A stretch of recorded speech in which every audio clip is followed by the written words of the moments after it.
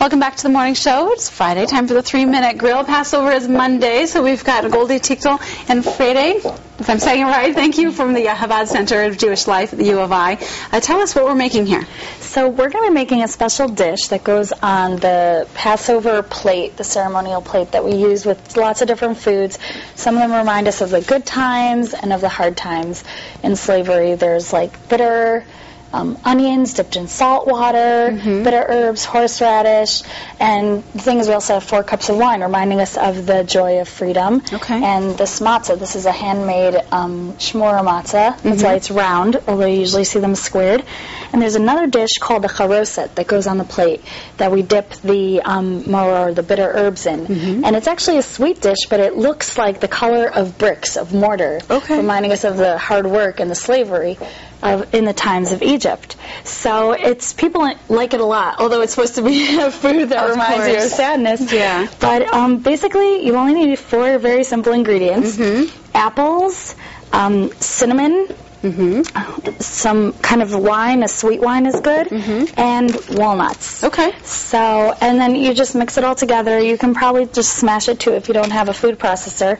I would use, since it's supposed to be more sweet, I used a mixture here of sweet and more tart apples, but take 4 apples, just peel and core them, stick it in the food processor, and together with that, 1½ teaspoons of ground cinnamon, and do a cup of the nuts.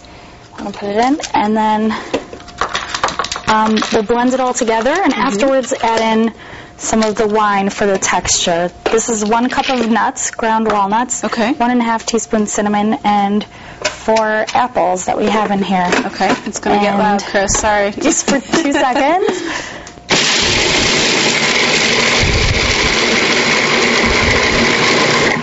Just a bit of a mixture. Fairly easy. Yeah. Once the cinnamon all goes, add in about 1/4 cup to 1/2 cup of wine, depending, you'll check the consistency. Sure. And see how it goes. And see, it's like a dark color. Do you want it fairly thick or not as thick? A little bit. You don't want it to be like a mush or a liquid. And can you pass one of those forks there? It's like a very dark, like a brown brick color, which is what it's supposed to be. And you can either leave it more chunky or more mushy. You just keep the food processor on as much as you want.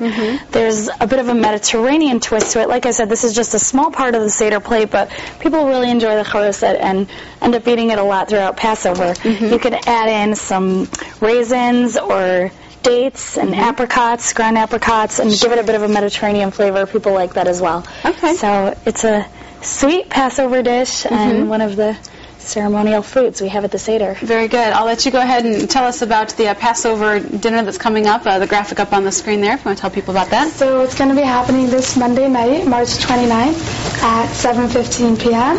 And the second one will be on Tuesday at 8 p.m. at the Chabad Center for Jewish Life. If you want to reserve or more information about Passover in general, we have a full Passover site with information about the holiday, etc. JewishAlumni.org/Passover 2010. Fantastic. Thank you both for being here today and telling us all about this and making this too. We'll put all of this on our website. You can see both segments at IllinoisHomepage.net. Just click on The Morning Show and 3-Minute Grill.